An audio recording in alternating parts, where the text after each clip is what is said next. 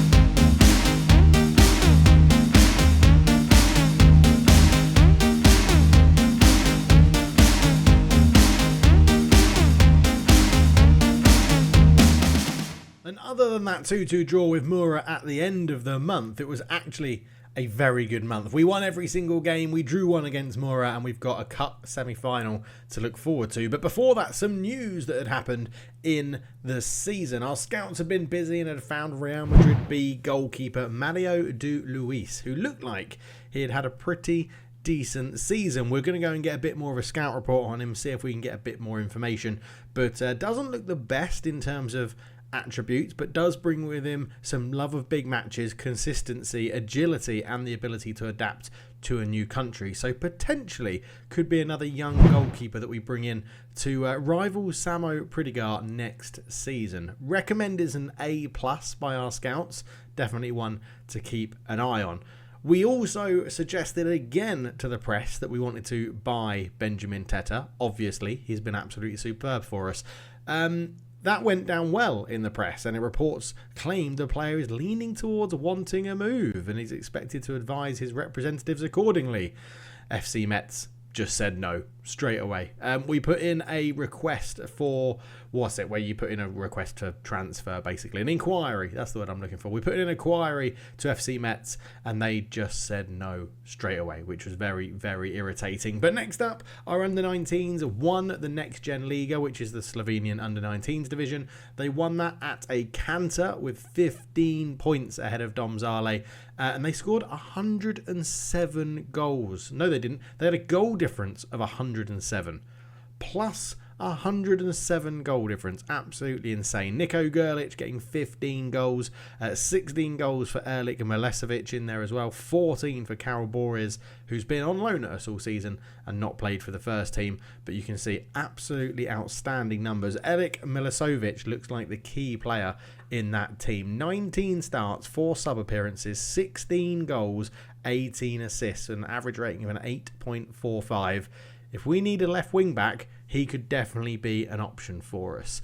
The final bit of news is that, of course, heading into the last day of the season, or of April, sorry, we were on course to set a new record for points and a new record for most unbeaten games and a most record for number of wins as well. So, yeah, we need to win our first game in May in the league and we get all those records tumbling before us, which would be lovely, lovely jubbly. And then the final piece of news, we agreed an outgoing transfer, which I was very happy around because Georgi Kumarami actually hasn't played for us at all, yet someone was willing to give us £38,000 and eventually could rise up to £47,000 to take him off our hands, which was absolutely lovely. So a player that we haven't used, don't really care about, is off to MTK. But as you know, this is a series based on data, and I've caught up a little bit in time now to get to a point where I'm happy to dive into a little bit more data around what we've done in the month of April. And in this month, what I want to look at is key chances, but also the most connected passes that we have between each other and our teammates. So first off, we're going to dive into the game against Domžale. No, we're not. Radomilj. We're going to dive into the game against Radomilj. And on the screen right now, you can see all of our main key passes. 16 of them we had in this game. A number of them come from the left-hand side. Great crosses coming in from that left-hand side, which is really good. But we do have a host of them in the middle and some on the right-hand side as well. So we are creating chances from all around. Now, interestingly, when we look at the highest amount of combination of passes throughout the game, you can see that what is actually shown is all on the right hand side. The most passes we have are between number 14 and 35. Now, what would be really useful is if I knew who those players were. I know that Pedro Gomez is number 35. I think 14 is Zan Repas. So our holding midfielder and our right-sided centre-back are the most combination passes in this game. But what I found fascinating is they're linking up their passes mainly going forwards. There are a number in there that go backwards as well, but there are a few in there that go backwards, mostly going forwards, but they're all on the right hand side of the pitch, which makes sense. Our right-sided centre-back linking up with a holding midfielder in front of them. But the main majority of chances come from a left wing crossing position, from Andre Souza in the who's wearing the number 3 shirt, or the number 15 player up here as well, but generally from Andre Souza wearing the number 3. I think this gives that credence to what we discussed before, which was that where we sort of start a move or have the majority of our passes, the other side of the pitch is left open and we actually move the ball around the other side, countering the defence as they shift across as we're keeping the ball. So the next game that we're going to look at is against Domžale. I just got them in the wrong order before. This is our key passes in this game. As you can see, we had 15 key passes in this one, so we're creating a lot of chances and having a lot of key passes in there as well. Now, we've got a corner in there from number 97, which we're just going to, 2 corners actually, which we will try and ignore in this sort of plan that I want to get through, but this is a bit more dispersed. Key passes coming from central locations on the left, on the right, and we've got quite a few different options in there as well. So a little bit of a mix, but when we look at the combination of passes, this time it's down on the left-hand side, which is linking up Omar Rekic and Blaž Vahovec in the holding midfield role in there. But again, that switch of pass combinations shows that we're getting more joy or more completed passes between the left-hand side of the pitch compared to the right-hand side of the pitch, which was what was happening against Radomir. So again, a variation in play, which is allowing us to be a little bit unpredictable. But again, the passes are coming on the left-hand side. A lot of our chances are coming through the middle or the right-hand side of the pitch from those key passes. And I think that's pretty, again, interesting to have that unpredictability in attack that we want to see. Remember the things we laid out at the beginning of the episode. One of them was a controlled chaos. And I do think that is what we're producing in this system. We are giving ourselves a chance to produce goal-scoring opportunities through key passes with an undetectable level of consistency. Chances come from all over the pitch and they come from different elements. And again, we build up down the left in this game, get chances from the right-hand side. Next up, we'll be looking at the other game against Radomir when we played them in the league again later on in the month of April. We have 11 key passes in this one, the majority of them coming from central positions.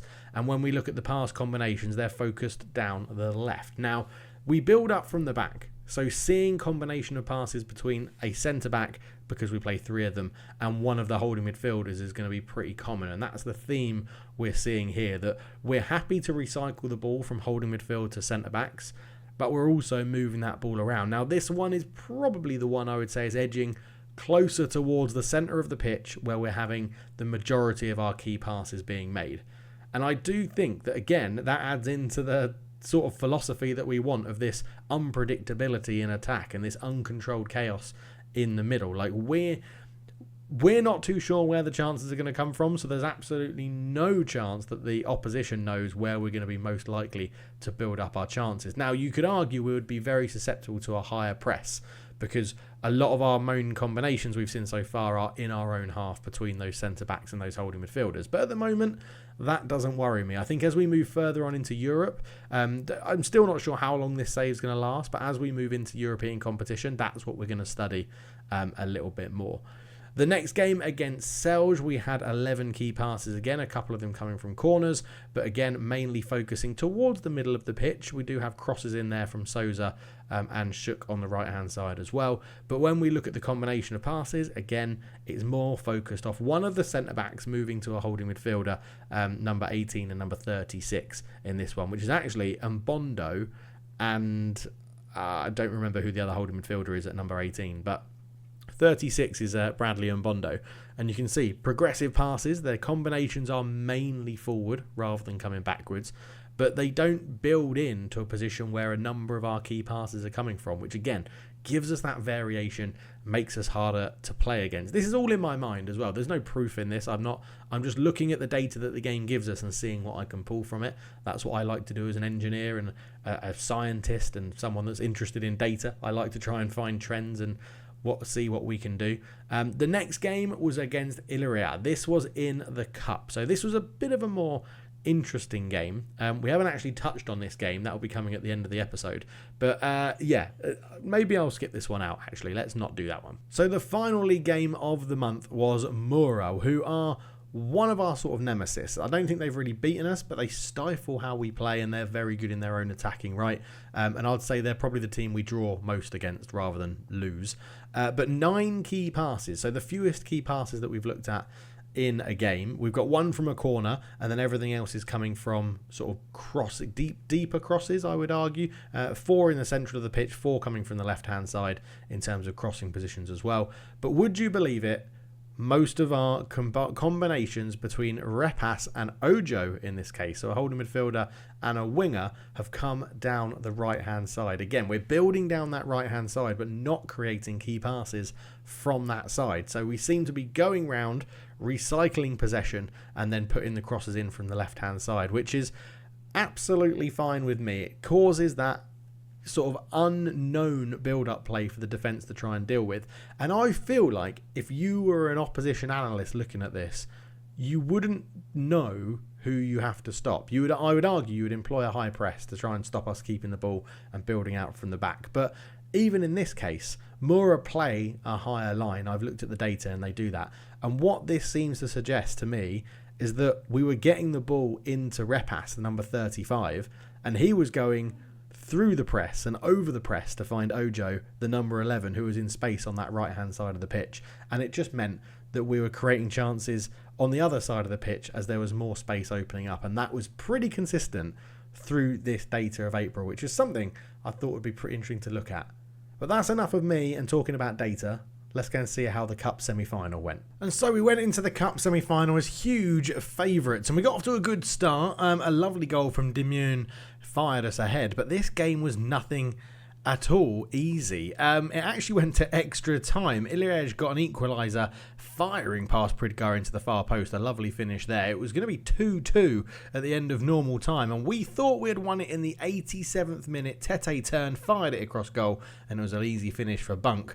But in the 91st minute, the second division team really gave us a shock. A lovely effort off the post, off the keeper's head, and in we went into extra time. But our stamina and our players were just a little bit too good. Ball over the top. Youngster Vragonic was in. He scored to make it 3-2. And then in the 96th minute, we did get the winner in extra time. The final goal was a lovely one. Andrea Souza from the left-hand side fired it past the keeper, and we went in 4-2 after extra time. We dominated the game, but a second division team did make us worry about getting into the final.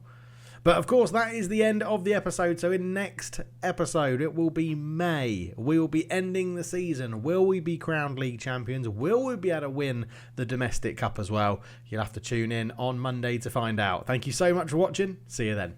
Cheers.